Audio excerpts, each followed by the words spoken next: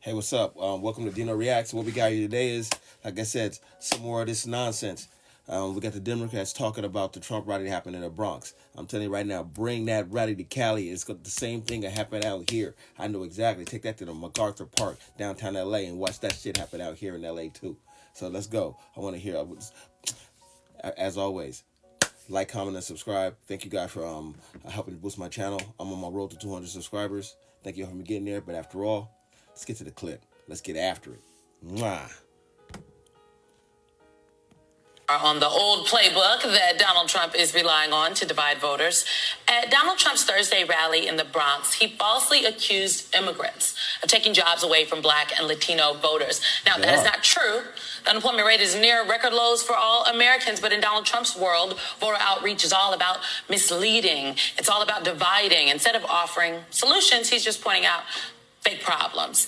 And as the Associated Press reports, quote, Trump's campaign believes he can chip away at Biden's support among Black and Hispanic voters, particularly younger men who may not follow politics closely, but are frustrated by their economic situations and drawn to Trump's tough guy persona. Back with us. No, that's not true. The reason why, well, I can definitely speak for myself, he's getting the Black and brown voters because we've watched the Democrats completely deprioritize men. You know what I'm saying? That's all it is. It's not even about politics. It's in our daily lives. You deprioritize men to the point where women would choose a bear over a man nowadays. They scream how much they don't need us all the damn time.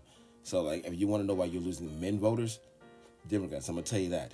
You spend your entire party making the strongest of your men feel like they're creeps. That's how you lost me.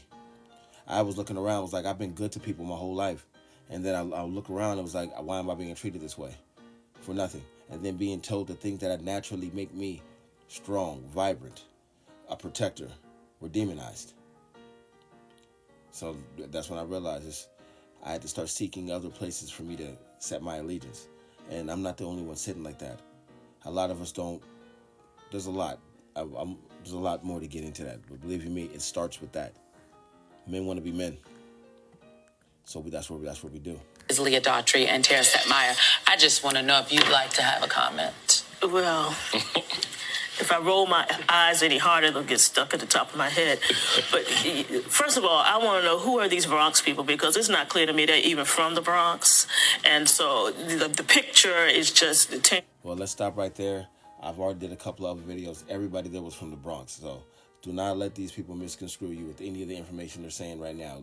They were not bussed in. There were no buses there. Those were Bronx people. Those are what I always talk about, the silent majority. And I'm a New Yorker, and so I just view the whole thing with skepticism. But I think this is where the pivot has to happen with the Biden campaign, because people are running around with fake facts and, espousing all of this ridiculousness, which has no basis in truth. And that's where ads don't work, radio or TV. This is a ground game, voter to voter, person to person, neighborhood to neighborhood, where you can refute these things and talk as people who live next door to each other about what this is going to mean for our children, our neighborhoods, our people. That's the only way you combat this. People aren't listening to the fact that the unemployment is low, or that health care is available, or that contraception may be taken away. What they're concerned about is about gas prices, which are the lowest, or about food prices, which is on the lowering, which about recession, which there is no recession. So they need their neighbors, their friends, that they've got to have a ground game that addresses these things person to person, neighbor to neighbor, house to house, door to door. And therein lies the biggest issue when it comes to the Democrats and their ground game. They can't go person to person. That's the last thing they want. They spent their entire campaign avoiding the ground rule person. They fire movements. They look for what movement can we get behind, and then get to the heads of that movement, get them paid off, and then get that movement behind us. But if they currently right now, their movements, they don't have a movement that they can get behind them. Hamas is tearing them apart. Ukraine is tearing them apart. You know what I'm saying? You got just simple politics tearing them apart in every way. The economy is tearing them apart. Inflation is tearing them apart. So they have nothing to get behind right now. So if they were to come to the streets and talk to the people, Trump's already grasped that messaging. And he's already telling the people that. And he had 4 years of us all knowing that we did not experience what we're experiencing now. So getting to the ground is going to be very, very hard at this point. Very hard, especially with young men. To that point, Tara, to Leah's point, what does that look like, given all the external activity that a campaign has traditionally done in the past, and we've talked about some of that. Is something different required now if you know you're up against an asymmetrical player like Trump, so you don't know at any given issue or day of the week where he's going to come from. He could land with something stupid, like saying, African Americans are getting slaughtered. What's the... Dude, how in the hell could you just throw that out there without any context? And on top of that, how could any of you receive that without asking for more context? Like, come on, man, that is ridiculous. The counter narrative that, not just Democrats, but the rest of America needs to be. Everybody who's not racist, Terry. Right. Well, I think Simone kind of put it down, Lenford. There you go. So let's go with that. Because I'll put that in my coffee. Let's go with that. Yes. Well, herein lies the challenge. You are correct when you say we're dealing with an asymmetrical political warfare candidate here. And I think this is the challenge for Democrats, that they haven't fully recognized that you got to change some of the traditional ways in which you do things and be a little bit more aggressive in how you do them. And to Leah's point, you have to meet people where they are. So that means that the traditional way of political campaigning, whether it's ads and things like that, do those things, but you have to have another robust ground game where you are talking to people, meeting them where they are in all kinds of different ways. Because the way people communicate today, the way that people associate with each other today is a little bit different than it used to be. It's not the Rotary clubs anymore, but you find those ways and you find those surrogates who have credibility in the community, and you make sure that they're armed with the facts and the ability to speak to their folks, speak to them, have a conversation. You have to be present. And so I think that makes a huge difference. And the Trump administration, the Trump campaign, they are seeing that there's an opening here. So they're taking advantage of that. But the way in which they're doing it, I think, is so outrageous. I mean, Donald Trump, it's so insulting.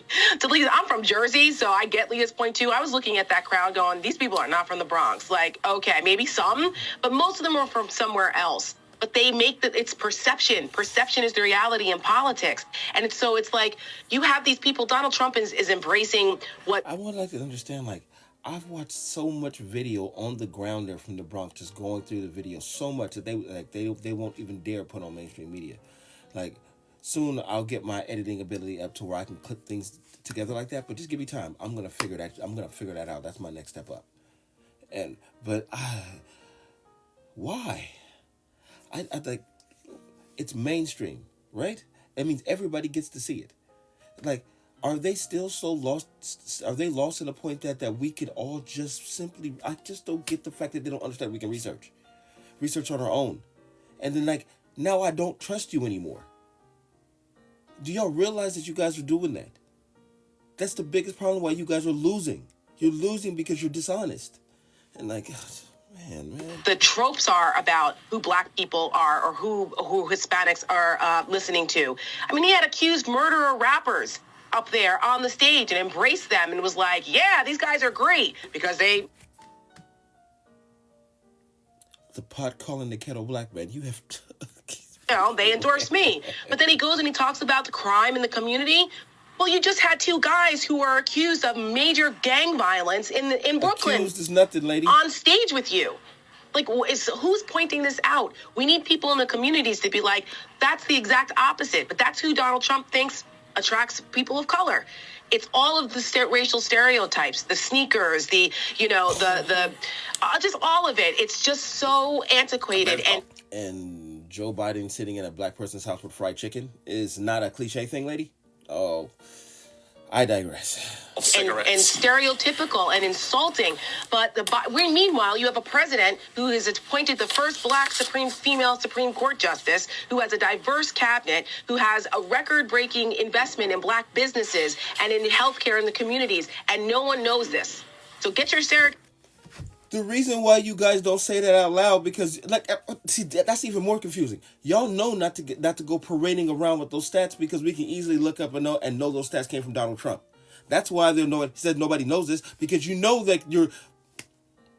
I don't understand how you could hold that type of lie back, but then blatantly go out and lie another way.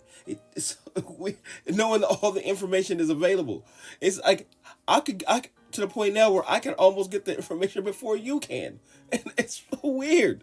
It's out there on the ground in the community, explaining it to people and telling them this is what we will continue to do. Not the guy who goes after people of color who are election workers who claim that all the election fraud happened to be in black cities. And this is the guy that thinks that's going to be good for us. He's looking out for us. I don't think so. And one last thing I would say is, he didn't just go to the Bronx because he felt like going to the Bronx. He's in the Bronx because his court case is constraining his movements. And so he is in New York, and he went to the Bronx because it's close to the courthouse. So they're saying that we got him or something, but no. In life, man, things always work out for people that are trying to stay on the righteous path, man. And believe you me, evil has all the fluffery, has all the magic, has everything that make it seem like it's the right side, but it's not, man. The straight and narrow is boring, it's sloppy, it's close, it's lonely. It really is. It is.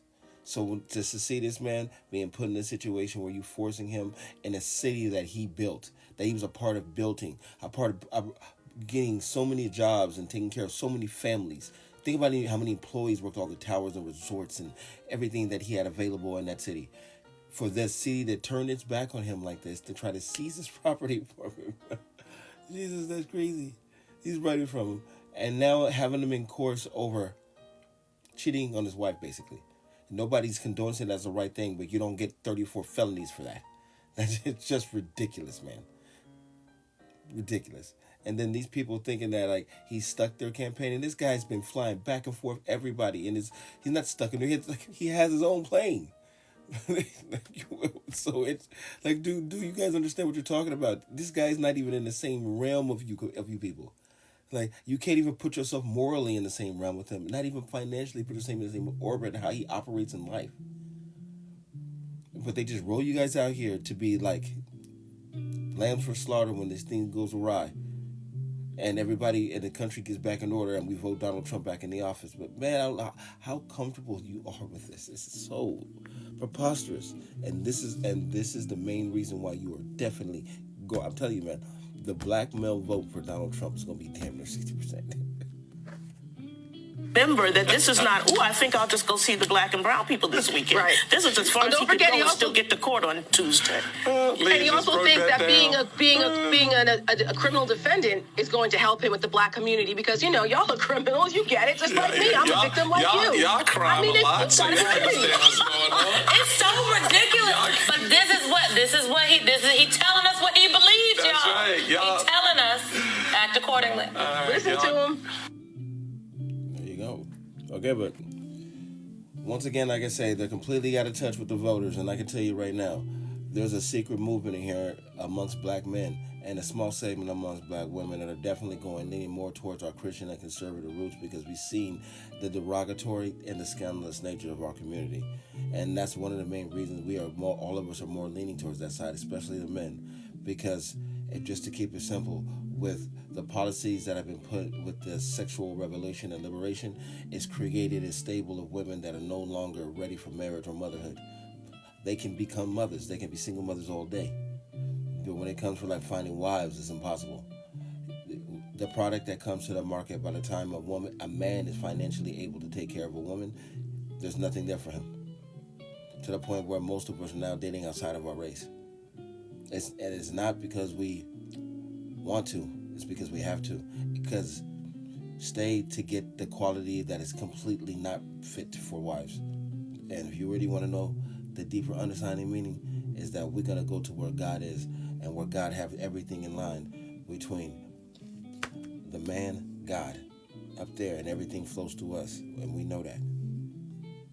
So when those things are happening in life, you're going to see why a lot of people are changing. And especially, ain't nobody going to side with wrong, man. That's not how we roll over here. But as always, Chef's Kiss, and like, comment, and subscribe. Let's go, Trump 2024.